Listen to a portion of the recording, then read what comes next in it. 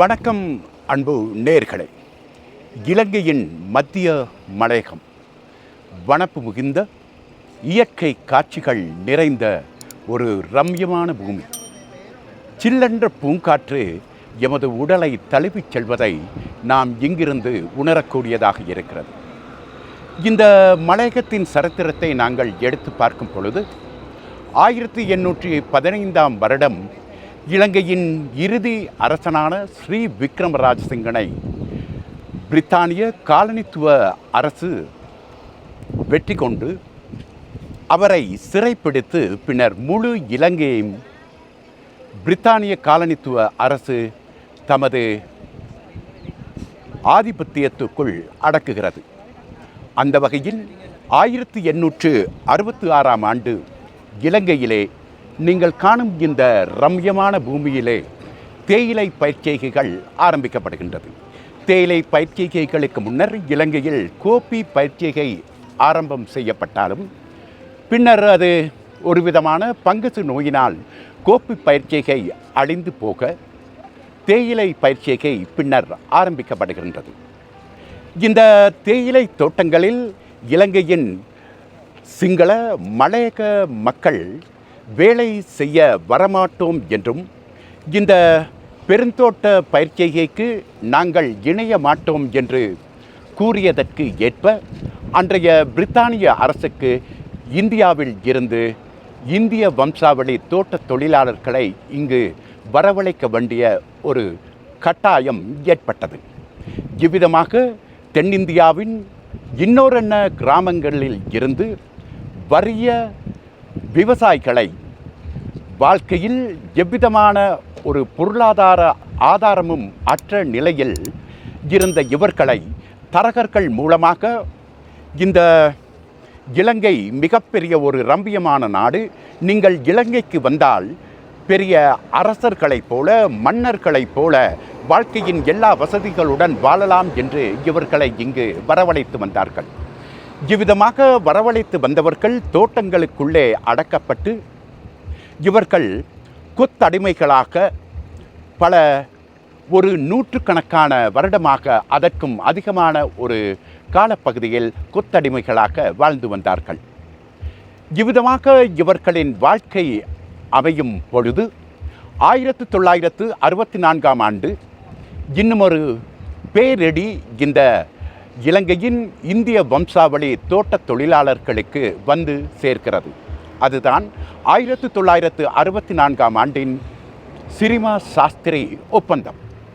இந்த நூற்றாண்டின் மிக பாரிய மனித அவலம் என்று கூட நாங்கள் அதை எடுத்து கூறலாம்.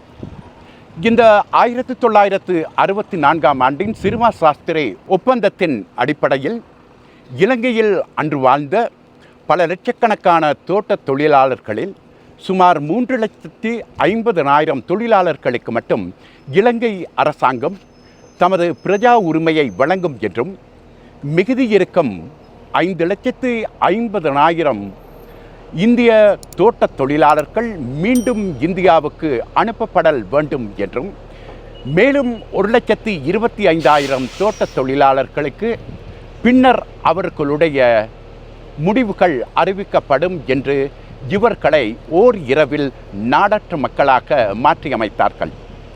இவ்விதம் இந்த பிரஜா உரிமை அற்ற மக்கள் வறுமையில் வாடிக்கொண்டிருக்கும் பொழுது இவர்களுடைய கல்வியும் மிகப்பெரிய ஒரு பிரச்சனையாக இருந்தது. ஒரு பக்கத்தில் வறுமை, அடுத்த பக்கத்தில் பிரஜா உரிமை இல்லாததனால் தோட்ட தொழிலாளர்களின் மக்கள் நகரப்புற பாடசாலைகளுக்கு எத்தனையோ தியாகங்களுக்கு மத்தியில் வந்து அவர்கள் படித்து சாதாரண தரவியல், உயர் தரவியல் இவற்றை அவர்கள் சித்தி அடைந்தாலும் பிரஜா உரிமை இல்லை என்ற ஒரே காரணத்திற்காக இவர்களுக்கு பல்கலைக்கழக வாய்ப்பு வழங்கப்படவில்லை, வேலை வாய்ப்புகளும் வழங்கப்படவில்லை. ஆயினும் அரச தோட்டங்களில் தொழிலாளியாக இவர்கள் சேவை செய்யலாம். ஆனால் அரச மற்றும் அனைத்து ஏனைய நிறுவனங்களில் இவர்களுக்கு சேவை செய்ய முடியாது என்ற ஒரு நிலைமையும் ஏற்பட்டது. இவ்வாறான ஒரு காலப்பகுதியிலே இந்த மலையக சமூகம் 1978-79ஆம் ஆண்டு வரை கல்வியிலே மிகவும் பாரிய அளவு பின்தங்கிய ஒரு சமூகமாக இருந்து வந்தது.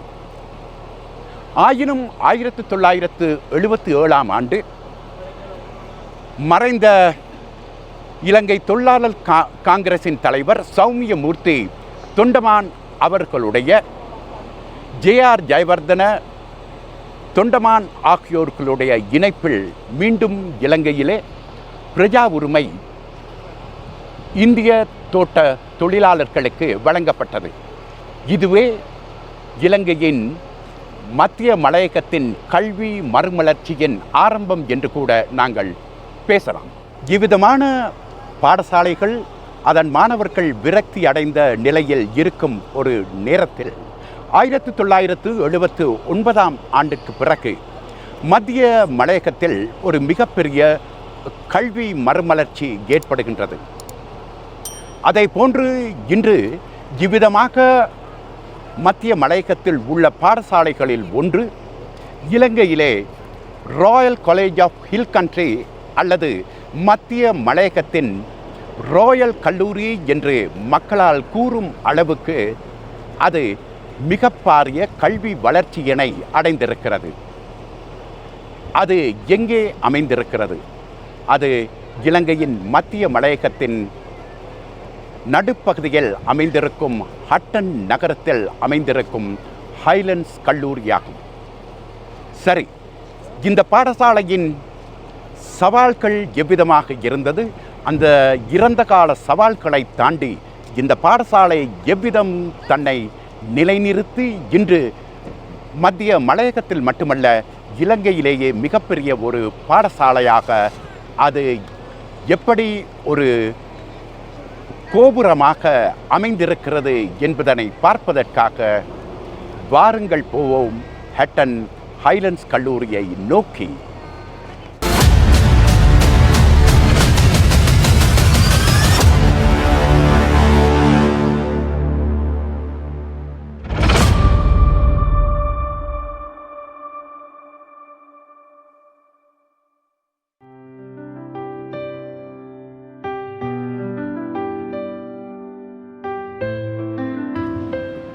இலங்கை மற்றும் உலகின் பல நாடுகளில் வாழும் ஹைலண்ட்ஸ் கல்லூரியின் பழைய மாணவர்களே, எமது வாழ்க்கையில் சில நினைவுகள் எங்கள் நெஞ்சங்களை விட்டு என்றுமே மறப்பதில்லை. எமது தாய் பற்றிய நினைவுகள், எமது தாய் நாடு பற்றிய நினைவுகள், அதே போன்று எமது சிறு பிராயத்தில் நாம் துள்ளி குதித்த அந்த பாடசாலை, அந்த பள்ளி வாழ்க்கை, ஆற்றிலே ஆற்றம் கரை ஊற்றினிலே, அன்று வந்த காற்றினிலே தென்னையிலம் கீற்றினிலே, அம்மம்மா அந்த சுகம் கோடி பெறும். இதோ எமது இன்றைய மலையகத்தின் ராயல் கல்லூரி என்று அழைக்கப்படும் ஹைலண்ட்ஸ் கல்லூரிக்கு இப்பொழுது நாங்கள் உள்ளே நுழைகிறோம். வாருங்கள் என்னோடு இணைந்து சுமார் 40 வருடங்களுக்கு பின்னர் இந்த பாடசாலை எவ்விதமாக ஒரு உயர்ந்த கோபுரமாக இன்று அமைந்திருக்கிறது, அது இந்த மலையக மக்களின் வாழ்க்கையிலே இன்னொரு மாற்றங்களை ஏற்படுத்தி இருக்கிறது. அதனையும் நாங்கள் உள்ளே சென்று பார்ப்போம். வாருங்கள்.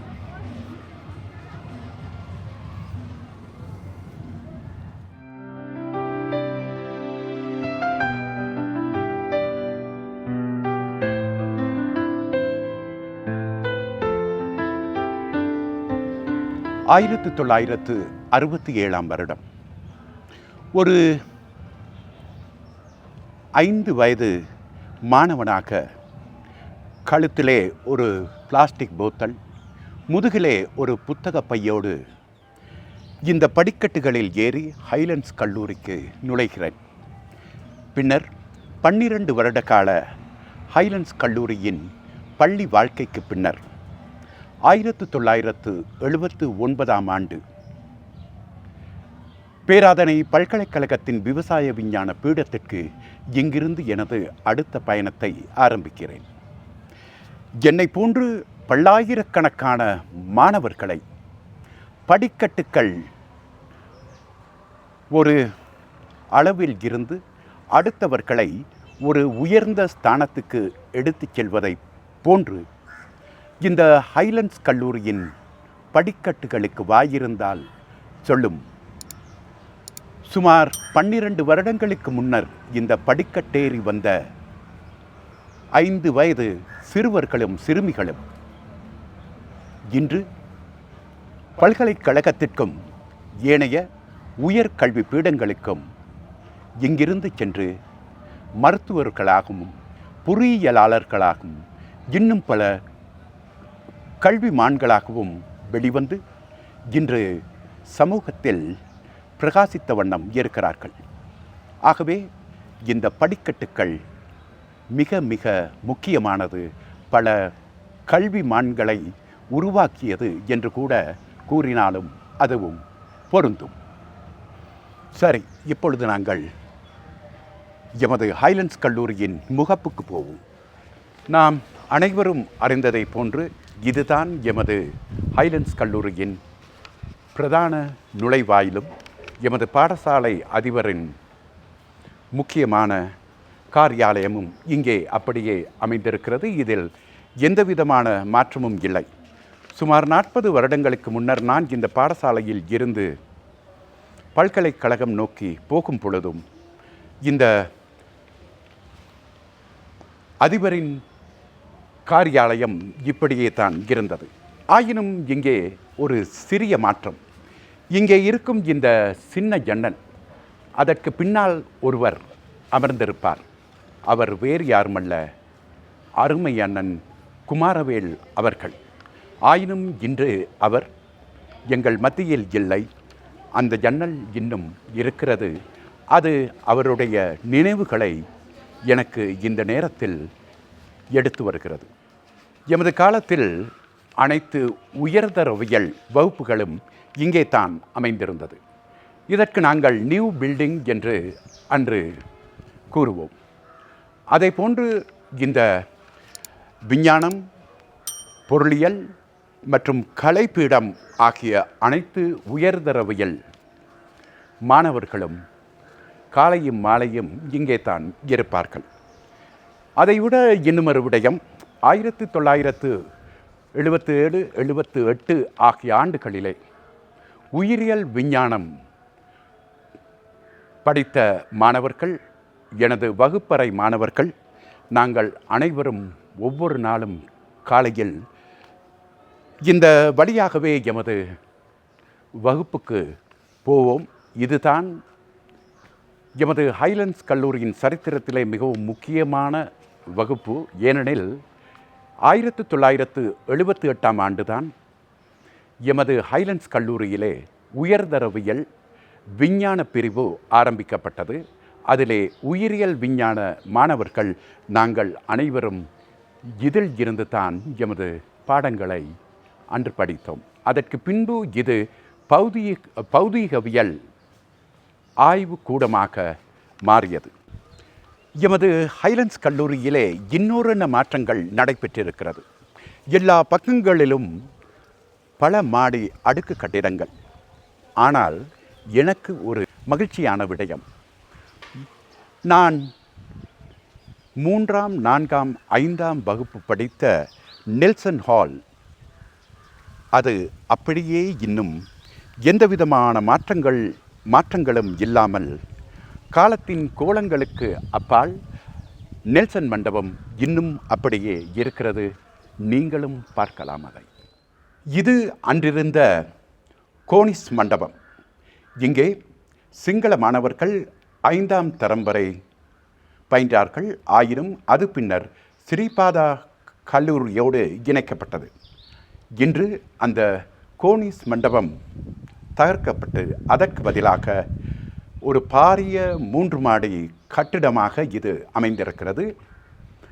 இன்று இது ரசாயனவியல், பௌதீகவியல் மற்றும் உயிரியல் ஆகியனவற்றை மாணவர்களுக்கு கற்றுக் கொடுக்கும் ஆய்வு கூடமாக, ஒரு பரிசோதனை கூடமாக அமைந்திருக்கிறது. நாங்கள் இருந்த காலத்தில் இங்கே இருந்தது கோனிஸ் மண்டபம். ஆனால் இன்று ஒரு பாரிய ஆய்வு கூட மண்டபமாக இது மாறியிருக்கிறது.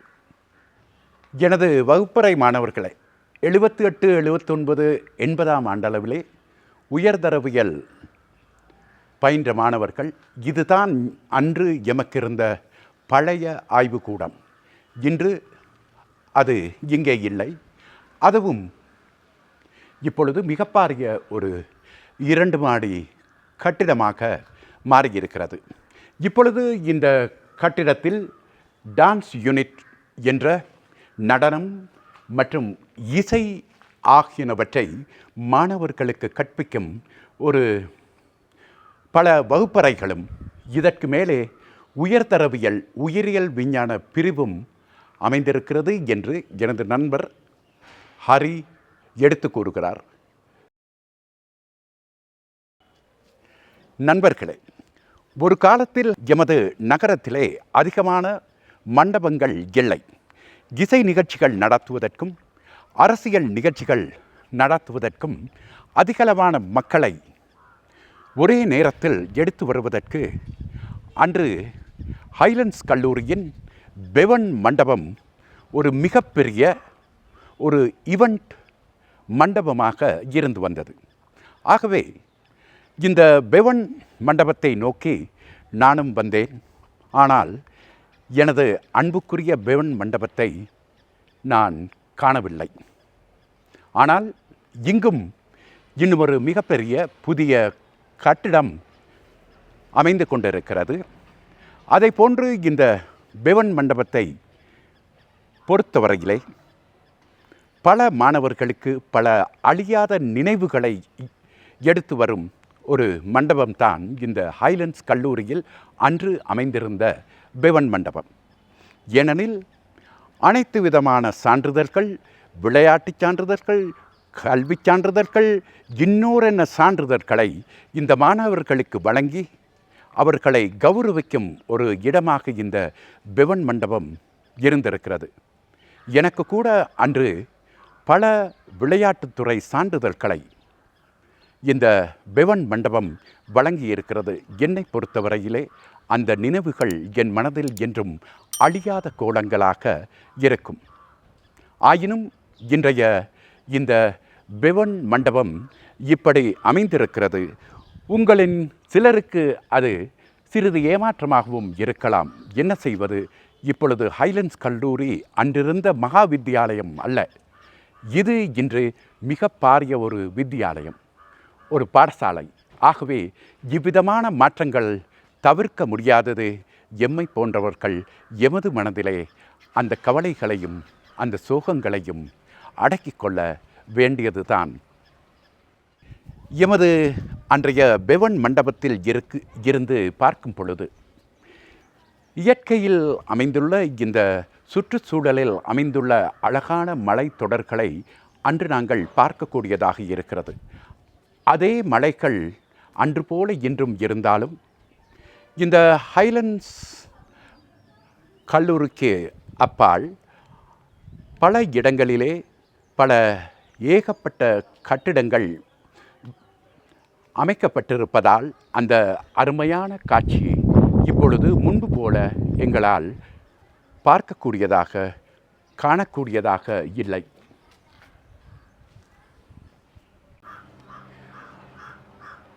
இதுதான் எமது பழைய பிடிஏ பில்டிங் என்று அழைக்கப்படும் அன்றைய ஒரு நீண்ட தகரத்தினால் ஆக்கப்பட்ட ஒரு கட்டிடமாக இருந்தது. இன்று இது ஜெட் யூனிட் என்ற கணனியல் பிரிவுக்காக இது அமைக்கப்பட்டிருக்கிறது.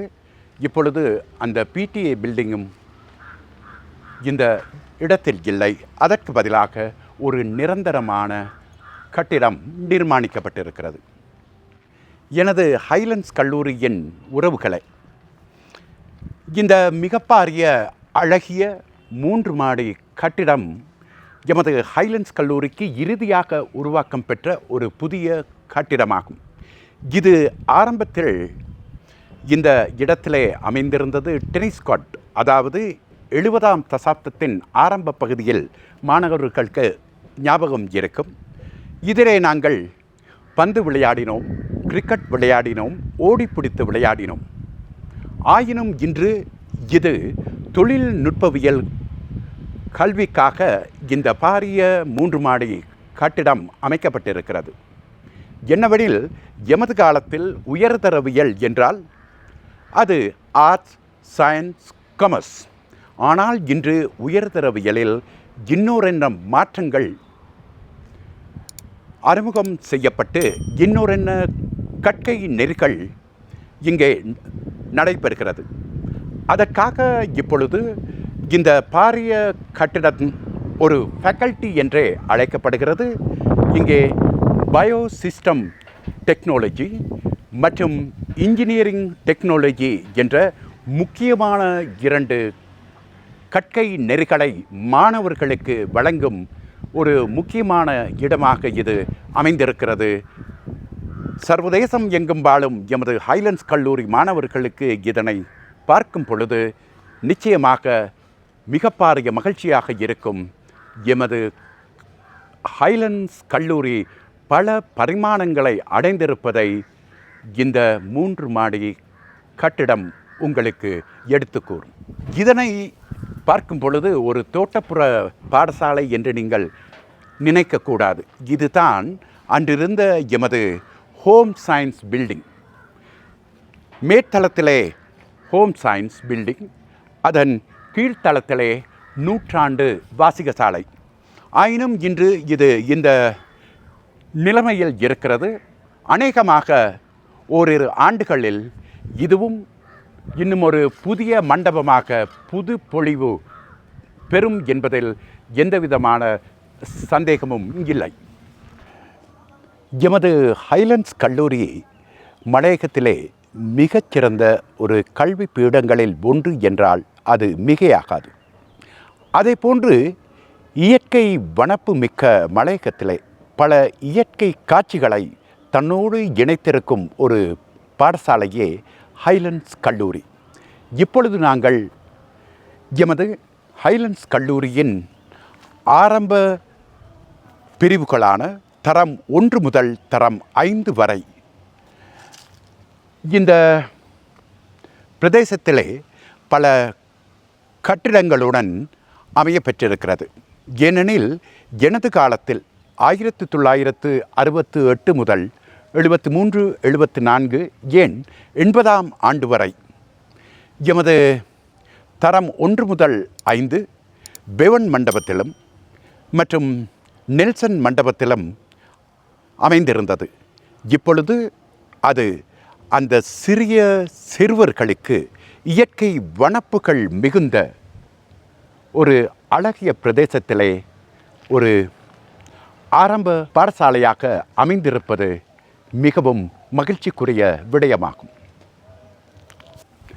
இந்த ஹைலண்ட்ஸ் கல்லூரியின் இந்த புதிய பகுதியிலே 1ஆம் தரத்திலிருந்து ஆரம்பத்தில் 5ஆம் தரம் வரையும், அதற்கு பின்னர் அது இன்னும் விஸ்தரிக்கப்பட்டு மிகவும் அழகான இயற்கை சூழல் மிகுந்த இந்த பிரதேசத்திலே, இந்த இடத்திலே இப்பொழுது தரம் 6, 7, 8, 9 வரை இங்கே மாணவர்களுக்கு வகுப்புகள் நடத்தப்படுகின்றது. அதே போன்று இந்த மண்டபத்திலே சுமார் 1100 மாணவர்கள் இப்பொழுது தமது கல்வியினை மேற்கொண்டுள்ளார்கள். இந்த பகுதியிலே இருக்கும் ஆரம்ப பாடசாலை 1996ஆம் வருடம் நிர்மாணம் செய்யப்பட்டது. அதே போன்று இந்த மிக பாரிய அடுத்த கட்டிடம் 2006ஆம் ஆண்டு நிர்மாணிக்கப்பட்டது. ஆகவே இன்று இது தரம் 1 முதல் 9 வரை ஹைலண்ட்ஸ் கல்லூரியின் மாணவர்களை இங்கே அடக்கக்கூடியதாகவும் இங்கே வகுப்புகளும் நடத்தப்பட்டு வருகிறது. இது என்னை போன்ற அந்த காலத்து பழைய மாணவர்களுக்கு இது ஒரு மகிழ்ச்சியான செய்தியாக அமையும். இதுதான் எமது புதிய ஹைலண்ட்ஸ் கல்லூரி. விஸ்டம் ஓப்பன் கிளாஸ் ரூம், அதாவது 2020 மற்றும் 2021 ஆகிய ஆண்டுகளில் இருந்து இந்த பாடசாலையில் இருந்து வெளியேறிய பழைய மாணவர் சங்கம் இந்த மண்டபத்தை அமைத்திருக்கிறது. இது ஓப்பன் கிளாஸ் ரூம், அதாவது இயற்கை வனப்புகளுடன் கூடிய மிக திறந்த ஒரு வகுப்பறையாக இது மாணவர்களுக்காக அமைக்கப்பட்டுள்ளது. இலங்கையிலேயே எந்த ஒரு பாடசாலையிலும் இத்தனை அழகான இயற்கை வனப்புகளுக்கு மத்தியில் இவ்விதமான ஒரு ஓப்பன் கிளாஸ் ரூம் அல்லது ஒரு திறந்த வகுப்பறை இருக்கும் என்றால் என்னால் நம்ப முடியவில்லை. அநேகமாக இலங்கையிலேயே அமைந்திருக்கும் மிகவும் அழகான ஓப்பன் கிளாஸ் ரூம் இதுவாகவும் இருக்கலாம். இதோ இதன் பின்னணியில் அமைந்துள்ள இயற்கை வனப்பு.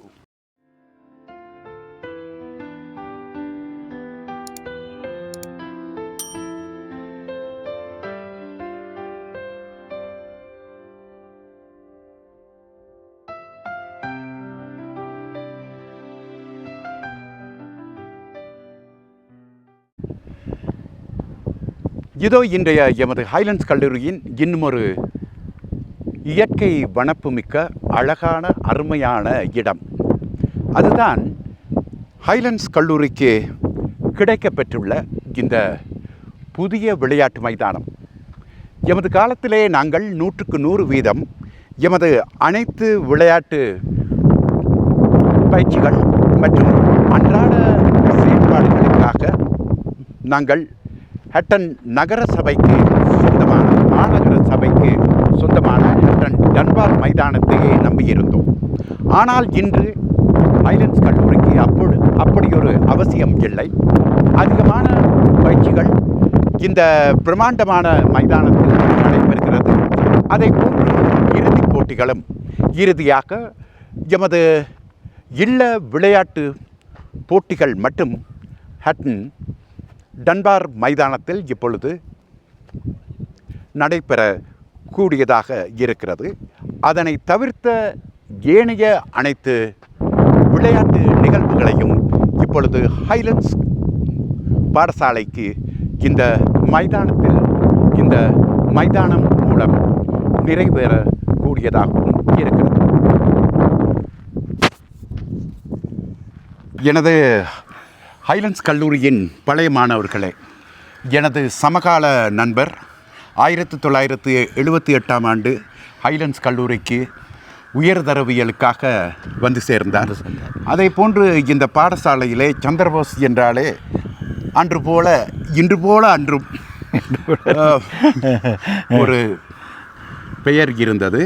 அதே போன்று இன்று சந்திரபோஸ் அவர்கள் பல வருட காலங்களாக தனது பட்டப்படிப்பினை பேராதனைய பல்கலைக்கழகத்தின் கலைப்பீடத்திலும் அதற்கு பின்னர் புதுடில்லியில் உள்ள ஜவஹர்லால் நேரு பல்கலைக்கழகத்தில் எம்பில் பிஹெச்டி பட்டங்களையும் பெற்றுக்கொண்டு கடந்த 35 வருஷமாக இலங்கை திறந்த பல்கலைக்கழகத்தில் சமூக கற்கைகள் துறை பேராசிரியராக கடமையாற்றி 2022ஆம் ஆண்டு நான் ஓய்வு எடுத்துக்கொண்டேன். நான் இப்பொழுது ஓய்வு பெற்ற ஒரு பேராசிரியர். ஆயினும் நீங்கள் ஓய்வு பெற்றாலும் மலையக கல்விப் பணியில் இருந்து நீங்கள் இன்னும் ஓய்வு பெறவில்லை. அப்படி ஓய்வு பெறவும் முடியாது. இந்த பாடசாலையை பொறுத்த வரையில் இந்த பாடசாலை தந்த பல அனுபவங்கள் எங்களுடைய வாழ்க்கையில் பல மாற்றங்களை ஏற்படுத்தின. இந்த பாடசாலையில் நடைபெற்ற இலக்கிய கூட்டங்கள், இந்த பாடசாலையில் ஆசிரியர்கள் எங்களுக்கு ஊக்கப்படுத்திய சில கதை எழுதுதல், சிறுகதை எழுதுதல், கட்டுரை எழுதுதல் போன்ற பயிற்சிகள், பேச்சு ஆற்றல், மற்றது தலைமைத்துவ பயிற்சி என்பன இன்றும் எங்களுக்கு நினைவில் இருக்கின்றன. அந்த காலத்தில் வழங்கப்பட்ட அந்த பயிற்சி நெறிகளையும் அவர்கள் கொடுத்த தலைமைத்துவ பயிற்சியும் இன்றும் எங்களுக்கு பயனுள்ளதாக இருக்கின்றது என்பதை பெருமையுடன் கூறிக்கொள்ள விரும்புகிறேன். நிச்சயமாக. சரி பேராசிரியர் சந்திரபோஸ் அவர்களே, நீங்கள் எனக்கு தெரியும் மலையகத்தின் ஒரு குடிமகன், மலையகத்தின் ஒரு சாதாரண தொழிலாளரின் மகன். இறுதியாக நீங்கள் வாழ்க்கையிலே இந்த கல்வித்துறையிலே மிக உயர்ந்த ஒரு ஸ்தானத்திலே இருந்திருக்கிறீர்கள், இன்றும் இருந்து கொண்டிருக்கிறீர்கள். உங்களிடம் ஒரே ஒரு கேள்வி. இன்று நாங்கள் இருவரும் இந்த ஹைலண்ட்ஸ் கல்லூரிக்கு வந்திருக்கிறோம். நாங்கள் 1979 ஆண்டு போகும் பொழுது இருந்த நிலைமை இல்லை இன்றைய ஹைலண்ட்ஸ் கல்லூரியில். மாற்றங்கள், எத்தனையோ மாற்றங்கள், ஆயினும் அவை அத்தனையும் முத்தான மனதுக்கு மகிழ்ச்சியை தரக்கூடிய மாற்றங்கள். உங்கள் பார்வையில் ஹைலண்ட்ஸ் கல்லூரியும் மலையகமும் இதை பற்றி 2 நிமிடங்களில் நீங்கள் எங்களுக்கு சொல்ல வேண்டும். நாங்கள் இருந்தபோது இருந்த வசதிகளிலும் பார்க்க பல மடங்கு வசதிகளை பெற்று வளங்களை பெற்று இந்த பாடசாலை ஒரு மலையகத்திலேயே ஒரு தலை நிமிர்ந்த பாடசாலையாக இருக்கின்றது. நாங்கள் இருக்கும் பொழுது 1-2 மாணவர்கள் பல்கலைக்கழகம் சென்றோம். இப்பொழுது வைத்திய பீடத்திற்கு ஏறக்குறைய 30 மாணவர்கள் ஒரே முறையிலே 30 மாணவர்கள், ஏறக்குறைய காப்போத்த உயர்தரத்தில் படித்தவர்கள் அதிகமானவர்கள் பல்கலைக்கழகத்துக்கு போகக்கூடிய வாய்ப்புகள் இருக்கின்றது. மிக பெருமைக்குரிய விடயம். அதே வேற இன்னொரு விஷயத்தையும் குறிப்பிட வேண்டும். இலங்கையில் காப்போத்த சாதாரண தர பரீட்சையில் சித்தி அடைகிறது சஹீம் 75% தான்.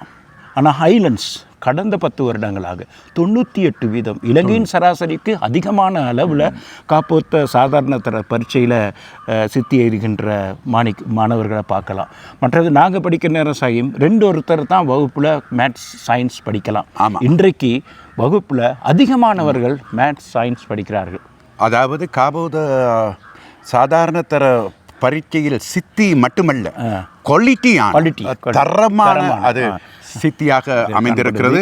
நிச்சயமாக இது எமது மலையக சமூகத்திலே மிகப்பாரிய ஒரு மாற்றத்தை ஏற்படுத்தும். இப்போ இலங்கையிலேயே யார்கிட்ட கேட்டாலும் நீங்கள் எங்கே படிச்சிங்கன்னு கேட்டால் ஹைலண்ட்ஸ்னால் யாவருக்கும் தெரியும். கற்றவர்கள் சமூகத்தில் இந்த பாடசாலை மிக பிரபலியமான பாடசாலையாக காணப்படுகிறது. இங்கு படித்தவர்கள் நீங்கள் இருக்கின்ற ஆஸ்திரேலியா நாடுகளில் மட்டுமல்ல, பல நாடுகளிலையும் பல்துறை சார்ந்த வல்லுநர்களாக, விஞ்ஞானிகளாக, தொழில்நுட்பவியலாளராக, நுண்ணறிவு படைப்பதில் திறமைசாலிகளாக இருக்கின்றார்கள். இது மலையக மக்களுக்கு கிடைக்கப்பட்ட மிகப்பெரிய வரப்பிரசாதம். அதே போன்று நானும் நீங்களும் இந்த பாடசாலையிலிருந்து வெளியேறும் பொழுது ஹைலண்ட்ஸ் கல்லூரி இப்படி ஒரு நிலைமைக்கு வரும் என்று நானும் நினைக்கவில்லை, கற்பனையில் கூட நினைக்கவில்லை. இது ஒரு மிகப்பெரிய ஒரு பாரிய வெற்றி.